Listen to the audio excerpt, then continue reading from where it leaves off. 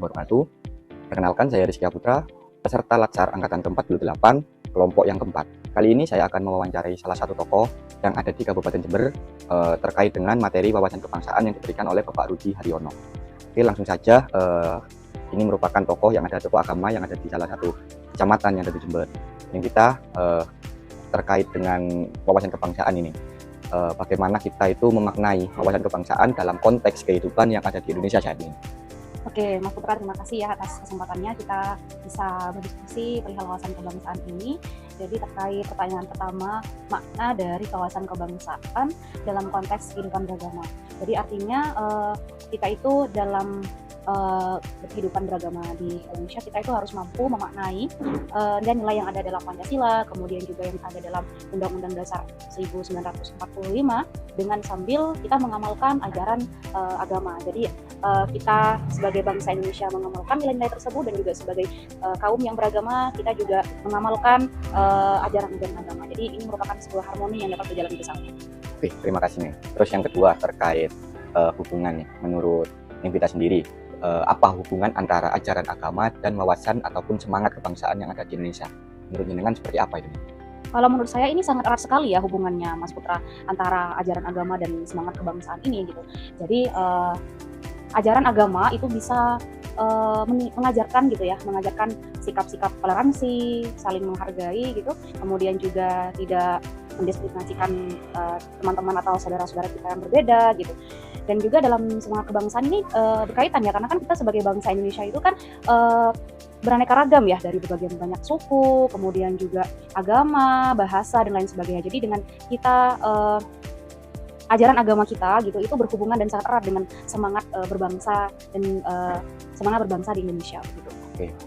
Selanjutnya ini terkait dengan nilai nih. Jadi untuk bagaimana peran nilai-nilai agama dalam memperkuat persatuan dan kesatuan bangsa ataupun negara, itu seperti apa perannya? Oke, jadi kalau terkait dengan peran nilai-nilai agama itu menurut saya ini memperkuat persatuan dan kesatuan bangsa ya, karena juga dalam agama kita mengenal yang namanya rahmatan lil alamin gitu ya. Islam itu membawa rahmat bagi seluruh alam. Artinya apa? Tidak boleh ada perpecahan gitu. Walaupun kita berbeda gitu, tapi dalam Islam itu harus damai. Walaupun kita punya saudara, punya teman yang non-Islam, kita terus harus bersaudara gitu.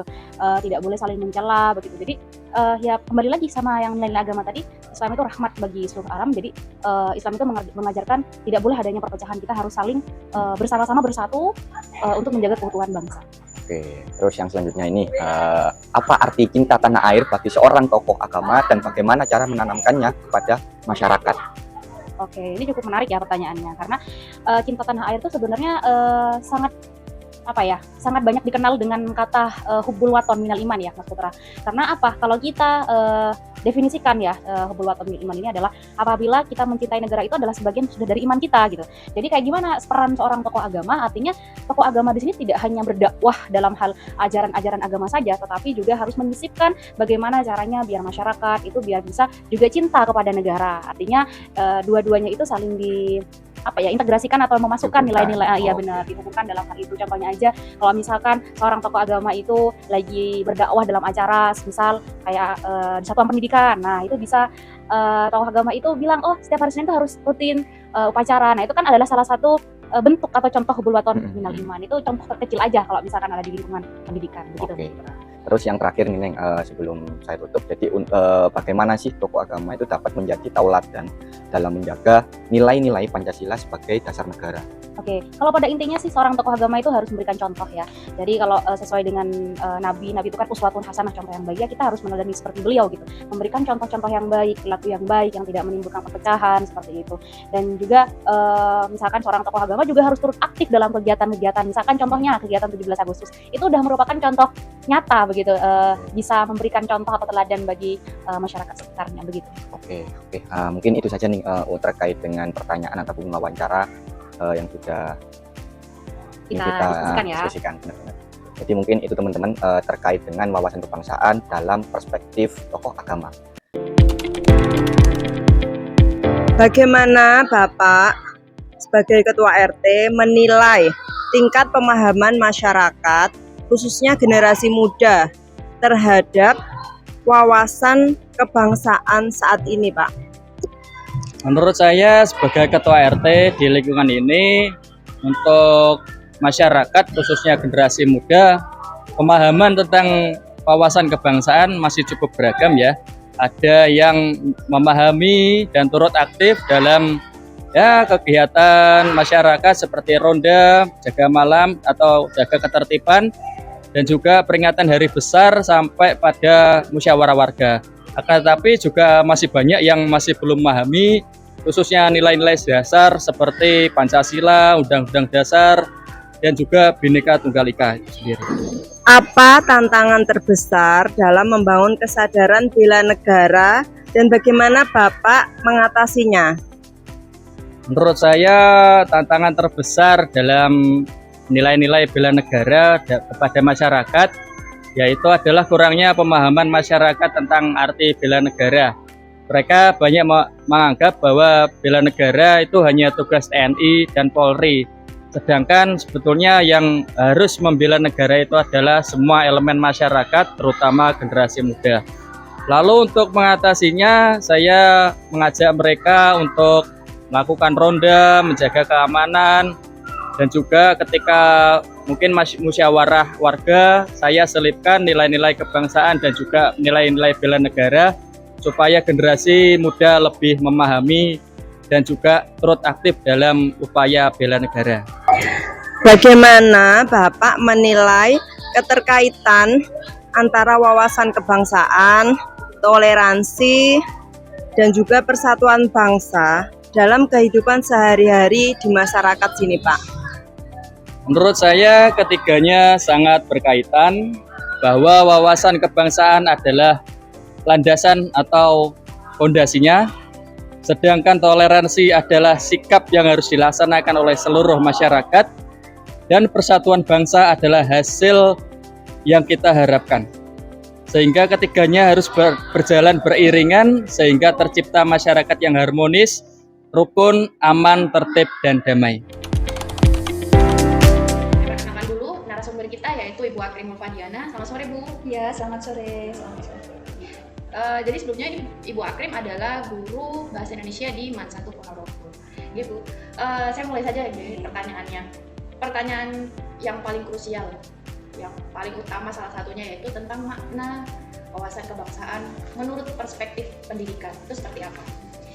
Baik, wawasan kebangsaan itu adalah sebuah nilai-nilai yang harus ditanamkan ya untuk anak-anak. Jadi secara tidak langsung, menurut saya maknanya itu adalah sebuah fondasi yang penting untuk ditanamkan kepada anak-anak agar anak-anak itu memiliki karakter cinta terhadap tanah airnya. Nah, dengan memiliki karakter cinta tanah air, diharapkan anak-anak itu nanti bisa menjadi pemimpin-pemimpin yang berbudaya sesuai dengan kondisi yang ada di kebangsaannya, yaitu berbudaya Indonesia. Nah, selain itu mereka kan akan menjadi pemimpin, maka ketika pemimpin mengetahui wawasan kebangsaan, pasti mereka akan bisa menciptakan negara yang berdaulat. Itu menurut saya. Jadi wawasan kebangsaan adalah fondasi penting yang harus ditanamkan untuk pendidikan anak-anak. Nah itu kan berarti menurut Bu Akrim sendiri bahwa wawasan kebangsaan itu salah satu fondasi paling penting untuk membentuk karakter anak-anak, kecintaan anak-anak supaya cinta tanah air. Nah dari situ kira-kira bisa diterapkan di pembelajaran itu seperti apa supaya anak-anak itu akhirnya memunculkan rasa cinta tanah air, kesadaran untuk berbangsa dan bernegara, yang seperti itu bagaimana? Itu tentunya adalah penerapan dalam pembelajaran ya. Sebelum kita terapkan dalam pembelajaran, tentunya sebagai guru kita harus menjadi role model terlebih dahulu atau menjadi contoh bagi anak-anak untuk mencintai tanah airnya. Nah, kalau saya sebagai guru bahasa Indonesia, hal yang saya terapkan dalam pembelajaran tentunya adalah memberikan wawasan kepada anak-anak agar menggunakan bahasa Indonesia secara baik dan benar. Nah, biasanya itu akan kami terapkan ketika mereka itu melakukan diskusi secara formal gitu, mengupayakan mereka itu selalu menggunakan bahasa Indonesia yang baik dan benar. Itu salah satu yang bisa saya lakukan ketika dalam pembelajaran. Nah itu kan dari pembelajaran berarti menggunakan bahasa yang baik dan benar, ya. Terutama bahasa Indonesia sebagai bagian dari wawasan kebangsaan ini kan. Dari wawasan kebangsaan itu kan ada tentang bahasa Indonesia yang baik dan benar, ada undang-undang, ada Pancasila sebagai ideologi negara. Nah, salah satunya juga bahasa Indonesia yang seperti disebutkan oleh Bu Akrim. Nah, dari bahasa Indonesia ini ya, kita berbicara tentang bahasa Indonesia. kalau dari fenomena saat ini, anak-anak melihat dari trennya, anak-anak itu kalau sekarang tuh ngomongnya dicampur-campur. Nah itu dicampur dengan bahasa asing, terutama bahasa Korea, bahasa Cina. Sekarang kan lagi booming gitu, lagi hype juga pengaruh dari budaya asing. Mereka kalau ngomong itu dicampur bahasa asing. Terus juga kemarin pernah ada tren yang bahasa Jaksel dicampur bahasa Inggris yang which is gitu Bu, ya kan. Nah itu gimana caranya strateginya Bu Akrim melihat fenomena seperti itu supaya anak itu bisa mencintai dan menggunakan bahasa Indonesia yang baik dan benar? Bagaimana mereka bisa mencintai bahasa Indonesia yang baik dan benar? Tentunya kita harus melatih ya, setiap anak-anak itu dalam kesehariannya selalu mengingatkan agar menggunakan bahasa Indonesia yang baik dan benar. Terus kemudian selain melatih mereka ataupun memaksa mereka menggunakan bahasa Indonesia yang baik dan benar, kita tidak lupa juga memberikan kepada mereka wawasan bahwa bagaimana proses bahasa Indonesia itu bisa digunakan dan disepakati oleh seluruh masyarakat Indonesia. Jadi perlu juga menanamkan materi-materi tentang wawasan kebangsaan agar mereka itu semakin mencintai, oh ini loh perjuangannya dulu itu sesulit ini untuk bisa menyatukan Indonesia, sehingga kita itu perlu untuk saat ini sampai saat ini itu mencintai hal-hal yang sudah diperjuangkan oleh para pendahulu kita, terutama adalah dalam hal berbahasa Indonesia ataupun berwawasan kebangsaan Indonesia.